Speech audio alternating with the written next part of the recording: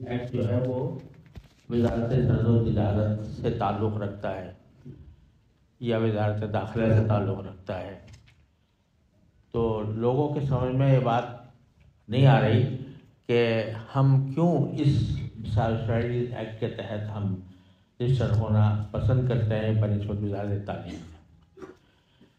اس کو سمجھنے کے لیے پہلے یہ سمجھنا چاہیے کہ سوسائٹیز ایکٹ کیا چیز ہے۔ سوسائٹیز ایکٹ در حقیقت ایک ایسا قانون ہے جس کے تحت آپ کوئی ایسی سوسائٹی بنا سکتے ہیں، ایک پرائیویٹ ادارہ بنا سکتے ہیں کہ جس میں آپ کو کوئی بھی کام کرنا ہو، آپ کو تعلیم دینی ہو، آپ کو کوئی رفاہی کام کرنا ہو، آپ کو کوئی اپنا تربیتی ادارہ قائم کرنا ہو، پیشہ ورانہ تعلیم و تربیت کرنی ہو، یہاں تک کہ اگر کوئی آرٹس کونسل قائم کرنی ہو، وہ سارے کے سارے پرائیویٹ ادارے اس سوسائٹیز ایکٹ کے تحت رجسٹر ہوتے ہیں اور ہوتے چلے آ رہے ہیں، جس کا حاصل یہ ہے کہ سوسائٹیز ایکٹ پرائیویٹ اداروں کو رجسٹر کرنے کا ایک داخانہ ہے کہ جس کے ذریعے پرائیویٹ ادارے ایک قانونی حیثیت حاصل کر لیتے ہیں۔ اب وہ پرائیویٹ ادارے اپنے نظام کے تحت چلتے ہیں، ان کا اپنا ایک طریقہ کار ہوتا ہے، ان کے جو کچھ عہدیدار ہوتے ہیں یا ان کے جو مجلس انتظامی کے لوگ ہوتے ہیں وہی اس کے تمام امور کے نگراں ہوتے ہیں، ان کو مکمل اختیار ہوتا ہے کہ اپنے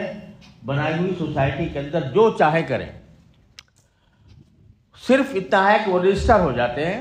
جس کا معنی ہے کہ ان کا وجود قانونی طور پر تسلیم کر دیا جاتا ہے، لیکن اپنے اندرونی معاملات میں وہ بالکل خود مختار آزاد ہوتے ہیں۔ یہ کہنے کی بھی ضرورت نہیں ہے کہ ہم خود مختار آزاد ہیں، بلکہ جو ہی اس میں رجسٹر ہوئے تو مطلب یہ ہے کہ ہم اپنے قوانین کے تحت، اپنے نظام کے تحت اپنے ادارے کو چلا سکتے ہیں۔ دوسری طرف وزارت تعلیم جو ہے وہ حکومت کا ایک ادارہ ہے، اور حکومت کے ادارے کے حیثیت سے وہ اپنے سارے تعلیمی نظام کو کنٹرول کرتا ہے۔ اس میں یونیورسٹیاں بھی آتی ہیں، اس میں کالج بھی آتے ہیں، اس میں اسکول بھی آتے ہیں جو سرکار کے تحت قائم ہو رہے ہیں، تو وہ اس نظام کے پابند ہو جاتے ہیں۔ تو سادہ لفظوں میں اگر کہا جائے تو تقریباً یہ فرق ہے کہ اگر سوسائٹیز ایکٹ کے تحت کوئی ادارہ رجسٹر ہے وہ پرائیویٹ ہے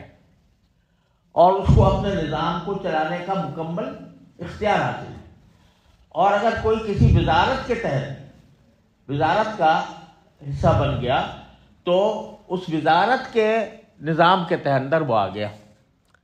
ہمارے مدارس کی بنیاد حضرت نانوتوی رحمۃ اللہ علیہ کے وقت سے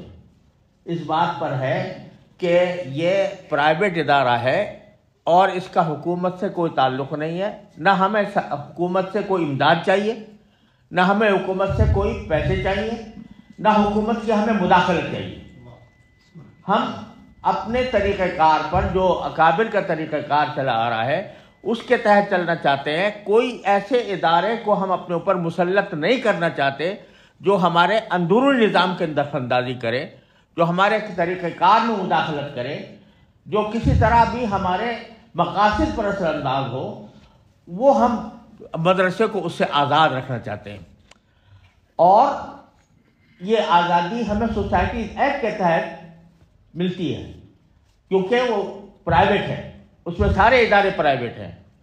بہت سے تعلیمی ادارے اب بھی سوسائٹیز ایکٹ کے تحت رجسٹرڈ ہیں، اس لیے کہ وہ پرائیویٹ ہیں اور پرائیویٹ طریقے سے اپنے نظام کے تحت چلنا چاہتے ہیں۔ ہمیں اس بات پر اس لیے اصرار ہے کہ وزارت تعلیم کے ساتھ اگر ہم منسلک ہو گئے، اور میری تو اول روز سے یہی رائے ہے کہ اس کے ساتھ منسلک ہونا، ہم نے بہت ہی انتہائی دباؤ کے حالات میں اتنی بات تسلیم کی تھی کہ بھئی ہمارا ڈاکخانہ بدل جائے اور وزارت تعلیم کے طرف جاؤ جائے، لیکن جو اندیشہ تھا اور جس کی بنا پر ہم وزارت تعلیم میں جانے سے پرہیز کر رہے تھے، وہ اس وقت سامنے آ گیا کہ جس دن ایک دن ہمارے ساتھ مذاکرات کے اندر ایک مفاہمتی یادداشت تیار ہوئی، جس کو آج معاہدے کا نام دیا جا رہا ہے۔ وہ در حقیقت اصطلاحی اعتبار سے وہ MOU ہے، memorandum of association of understanding, مفاہمتی یادداشت۔ قانونی اعتبار سے اس کا کوئی اثر نہیں ہوتا، صرف یہ بات ہوتی ہے کہ ابھی بات چل رہی ہے، اس کے اندر کچھ چیزوں پر مفاہمت ہوئی۔ اس مفاہمت کا ایک حصہ یہ تھا کہ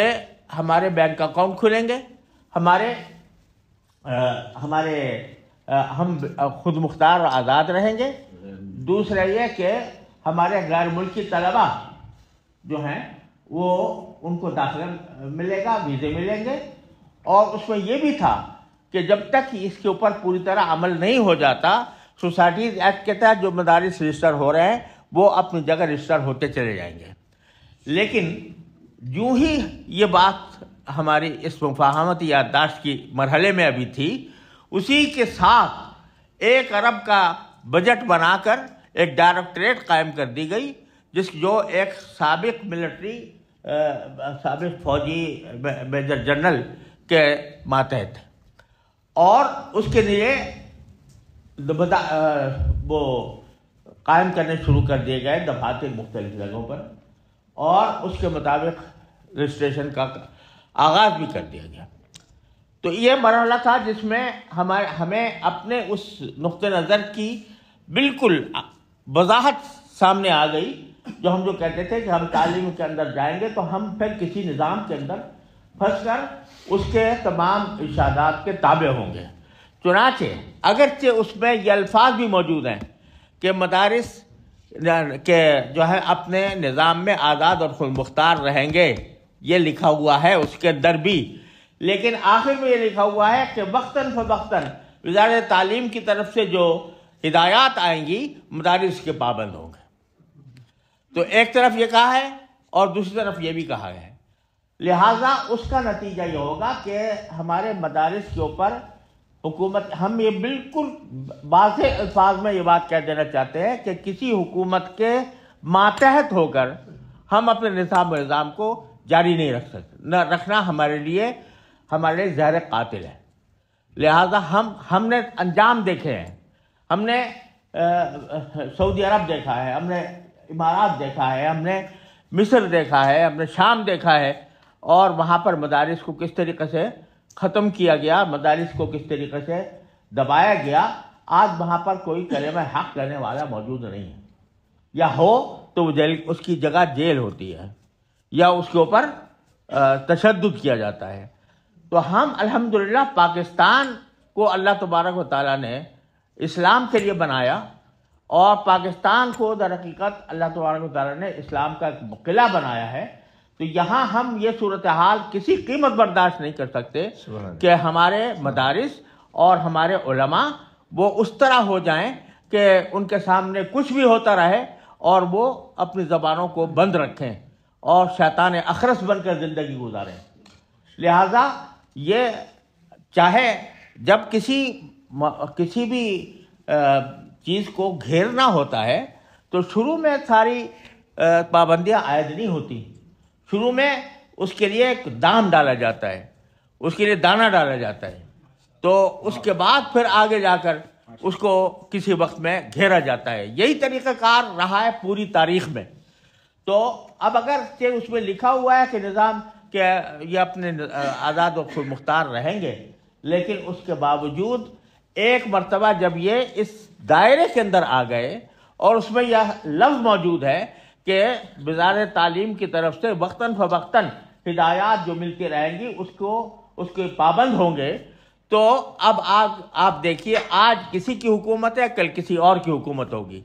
وہ لوگ بھی حکومت میں وزارت تعلیم کے اندر آئیں گے جو یہ کہہ رہے ہیں کہ مدارس جو ہیں وہ جہالت کی یونیورسٹیاں ہیں، جنہوں نے علی الاعلان یہ بات کہی ہے،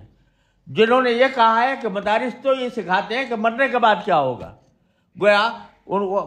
مذاق اڑا کر کہ مرنے کے بعد کیا ہوگا کہ حالات پڑھانے والے مدارس ہیں یہ دنیا کے موجودہ زندگی کے ساتھ کیسے چل سکتے ہیں، وہ بھی تعلیم کے نظام کے اندر آ سکتے ہیں. اور کل کو کون آتا ہے کچھ نہیں کہا جا سکتا. لہذا مدارس کو اس دائرے کے اندر لانے کی وجہ کہ ہم بالکل سختی کے ساتھ مخالف ہیں. اور چونکہ سوسائٹیز ایکٹ ایک پرائیویٹ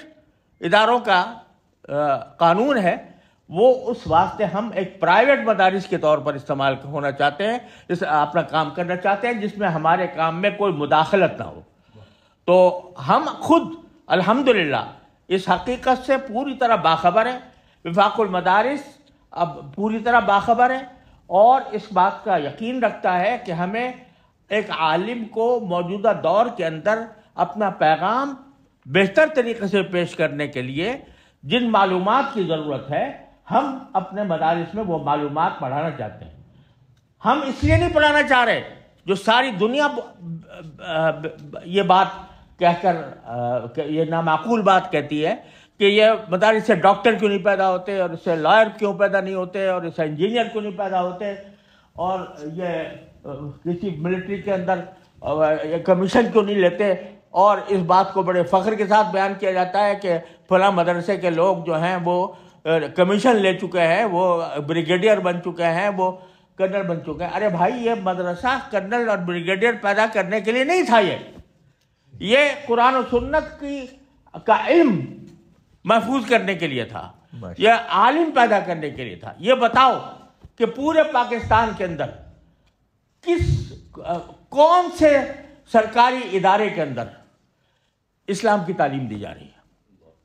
حافظ اتنے پیدا ہو رہے ہیں اس ملک کے اندر. کسی مسجد کے اندر کبھی یہ کسی اعلان نہیں سنا ہوگا کسی نے کہ ہمارے ہاں تراویح پڑھانے کے لیے حافظ نہیں ہے، حافظ ہمیں فراہم کیا جائے. حافظ زیادہ ہے، مسجدیں کم ہیں. کہاں سے پیدا ہو رہے ہیں یہ حافظ جو قرآن کریم کی خدمت انجام دے رہے ہیں اور تراویح پڑھانے کے لیے موجود ہیں؟ یہ کہاں سے آ رہے ہیں؟ کسی کالج سے، کسی یونیورسٹی سے، کسی انسٹیٹیوٹ سے؟ یہی مدارس ہیں جو یہ سب پیدا کر رہے ہیں. کوئی آدمی یہ بتائے کہ کیا اس معاشرے کی ضرورت نہیں ہے کہ اگر کسی شخص کو کوئی دینی مسئلہ پیش آ جائے تو اس کا جواب دینے والا کوئی موجود ہو؟ کیا آج یہ ساری دنیا دیکھ لے کہ اگر کسی مسلمان کو کوئی نکاح طلاق کا بھی مسئلہ پوچھنا ہوتا ہے، بیع و شراء کا بھی پوچھنا ہوتا ہے، نماز اور روزے کا پوچھنا ہوتا ہے،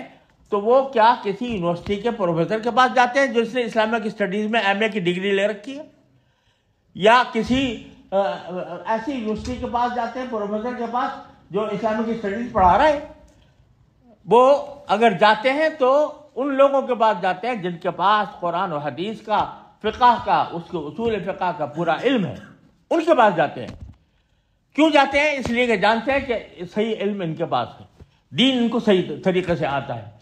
یہ سارا کام مدارس اس لیے کر رہے ہیں، اس طرح کر رہے ہیں کہ ہم کسی کے تسلط کے ہم دوادار نہیں ہیں. ہم وہ بات کہیں گے جو قرآن کہتا ہے، ہم وہ بات کہیں گے جو حدیث کہتی ہے، ہم وہ بات کہیں گے جو ہمارا دین کہتا ہے. اس کی وجہ سے ہم اس میں کوئی مداخلت کسی قیمت پر برداشت نہیں کر سکتے. اگر کریں گے تو ہم اپنے فرض منصبی میں زبردست کوتاہی کے اور اللہ اور رسول کے ساتھ جو ہم نے عہد کیا ہے اس سے غداری کے مرتکب ہوں گے. اس لیے یہ فرق ہے کہ سادہ لفظوں میں کہ مدارس پرائیویٹ رہیں یا سرکار کے تحت رہیں، سیدھی سی بات یہ ہے. پرائیویٹ رہیں یا سرکاری تسلط میں رہیں، بنیادی سوال یہ ہے.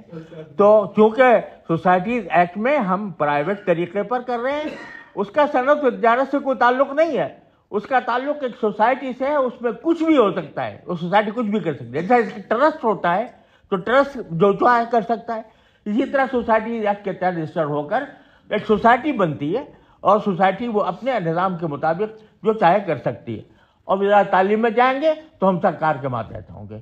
یہ ہماری گزارشات ہیں، یہ ہے ہمارا اصل مقصود، اور اس وجہ سے ہم اس پر ڈٹے ہوئے ہیں اور انشاءاللہ ڈٹے رہیں گے. وآخر دعوانا الحمدللہ رب العالمین.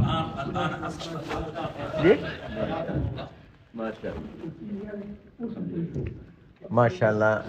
اللہ تعالیٰ حضرت کی عمر میں برکت عطا فرمائے. بہت